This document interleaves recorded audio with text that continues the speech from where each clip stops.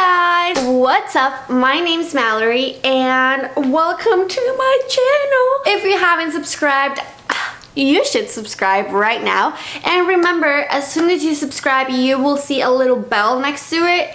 Click on the bell so you can see all my videos and you don't miss any video on this channel. Today we're gonna talk about health. I really want to speak about health. I put together 5 mental health hacks. What I mean by this is that we seriously think that mental health is only like depression, anxiety, mania, suicide, self-harming, and it's really not. Mental health, I think, is very extremely important. You might be super healthy, no heart issues, no asthma, you don't have anything, you never go to the hospital, but you're very stressed out, but you're not feeling comfortable. Mental health does affect your sleep, and it does affect your eating habits, like your nutrition. It really affects all of that. It affects your social life, your personal intimate life with someone, your partner, your husband, your boyfriend. So we really have to take in consideration of self-love and helping our brains to be healthy. And this is something that I have learned on the past 2 years since I got diagnosed. And I used to think that mental health was crazy people and mental hospitals and all this craziness, and honestly it's really not. Mental health is having the right nutrition. Mental health is actually sleeping. Mental health is being happy, is being relaxed, is being patient, is getting angry, is all your emotions, all your thoughts, being creative, all of that, everything that involves of the thought or thinking or using your brain, which we use our brain 24/7, is mental health. These tips are gonna be for you. If you don't have depression, if you're not diagnosed with any mental health illness, this is for you too. Like, this is not only for people who are diagnosed. Honestly, I feel like we mainly think that, oh, because I'm not taking medication for my brain, I am chilling. So I'm gonna give you 5 tips, really quick 5 simple tips that you should apply. Tip number 1 is a routine. We all need a routine. Wake up at 7 a.m. Try to eat breakfast. Take a shower, brush your teeth. Just a regular routine. When someone's going through depression or anxiety, or when someone's super hypomanic, they usually do not have a routine in their mental system. That's because their brain is overwhelmed with thoughts. So basically, a person that's going through depression won't wake up at 7, won't brush their teeth, won't take a shower, and won't eat breakfast at all. Or they will do it during the day, but in a very disorganized way. Try to have a routine, make a habit in your life that is gonna keep you some sort of organization in your life, because organization in your life, it is organization in your head. I think the routine is very extremely important to apply into our daily lives. If you have a mental illness, if you do not have a mental illness, you should have a routine. It just keeps your brain organized and healthy. Create. Number 2, create. What do I mean by create? In our brain, we usually have one spot in our brain, or a membrane in our brain, something like that, that is our creation, our imagination, our creation, our creativity.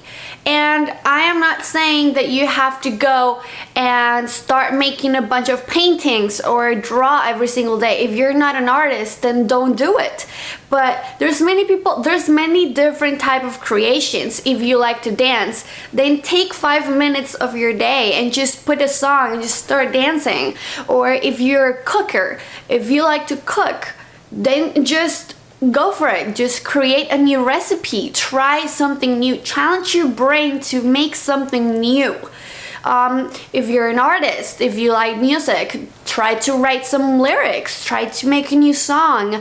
If you're a computer designer, make a logo. I don't know, just take 5 minutes, 10 minutes and just create a sketch of something. Or if you're a fashion designer, make a skirt one day and then the other day make a shoe, and just for yourself. Why? Because when we create, we are developing and we're turning on our creativity, and that's a very important part of our brain. I have said this before in other videos. We do get caught up in society and in hassling every single day and just hurrying everything up, and we don't really take care of ourselves.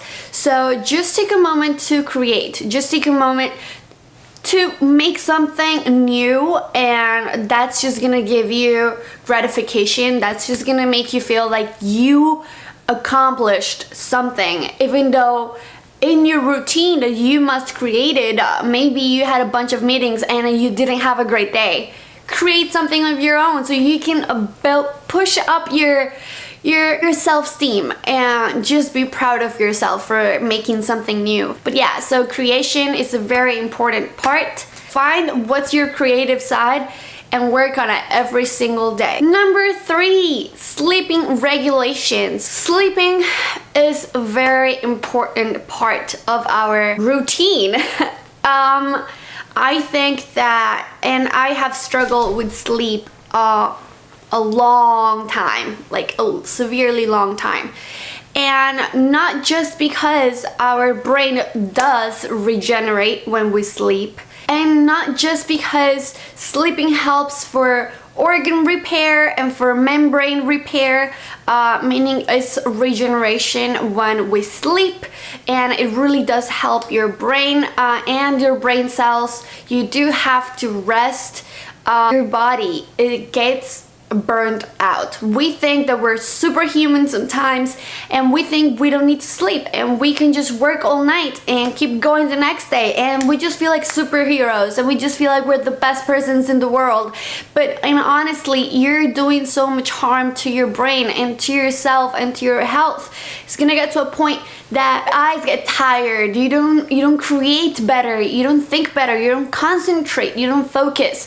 And it's way easier to say it than to do it, and I know that for sure because I do struggle with sleep disorder, and it's a big struggle. I have been working on it, and just set some hours. If you usually go to sleep at 2 a.m. and only sleep 3 hours, then try to go at 1 a.m. and sleep 4 hours. Just try to make those switches. Like, I was sleeping only 3 hours and now I'm sleeping 5 hours. It's not 7 hours, but it's 5. It's an improvement. So just make small goals and set yourself to small changes, because on the long run you're gonna accomplish a lot. Because you're gonna start getting used to it, and you're gonna add a little bit more, add a little bit more, add a little bit more, and then you're gonna get to the point that you're sleeping 8 hours a day and you're being healthy. Tip number 4, talk about it. Talk. Speaking about what's going on in your brain is so much healthier. We as people try to keep our brain shut down. We as people just start building up, and we just keep it inside and keep it inside and keep it inside and keep keeping it inside, and that's just bad for you. You need to learn that you can talk to someone. You're not alone. So I want to give you 2 options, because I am a Christian. I do believe in God and I do speak to God every single day. I can give you 2 options that are the healthiest options for you to improve your speaking step. One is prayer. If you pray, you're talking to someone, you're talking to God, and you can tell him anything that's going on in your head.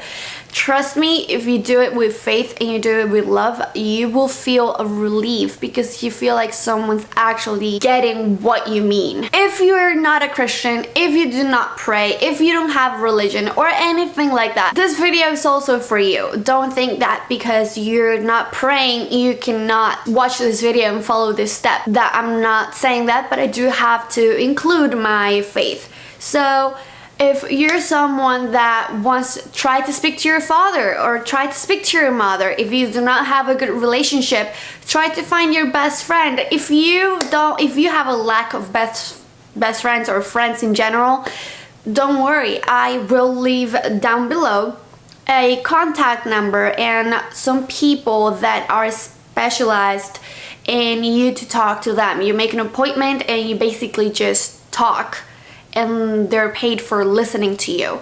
And you can also get a therapy doctor, or you can go, to therapy sessions, or there's actually, I know about places, at least I know about places in New York that you go and it's like a rehab center, but only for speaking about your thoughts.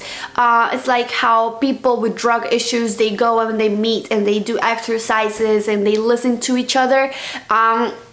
That's the same thing, but only expressing your thoughts. And people who are like really stressed out, or people who are too stressed out or they're too overwhelmed, they usually do that. They usually go and speak about it, because speaking about it and listening to someone else can make you realize that you're not alone. And the 5th tip, I would say this is very controversial, but I think it's very important. Feeling. You have to feel it.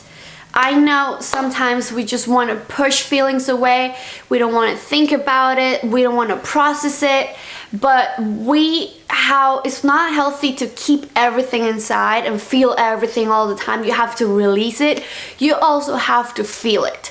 If you do not feel it, you're gonna go in a special emotional coma where you're just avoiding the problem. You can't avoid it. You have to deal with it and then process it, learn from it, and just push it out.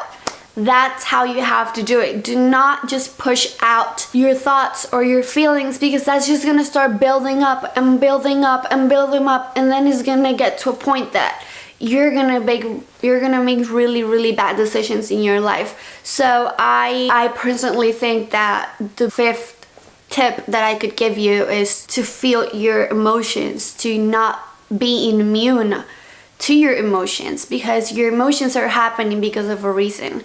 If they're not logical, they're happening because of a reason. You need help. The best is just to realize what's going on in your head, what's going on in your heart, in your feelings, in your faith, in your family, friendship, work, whatever, health, and process it and execute it. And that's it. That's basically it. That's why people, when they grieve and they push it and they just don't feel it, they go into a coma, separate, dark place, because they're just they're like in a mental coma, and they can't escape from it because they haven't felt what they're supposed to feel, which is grief.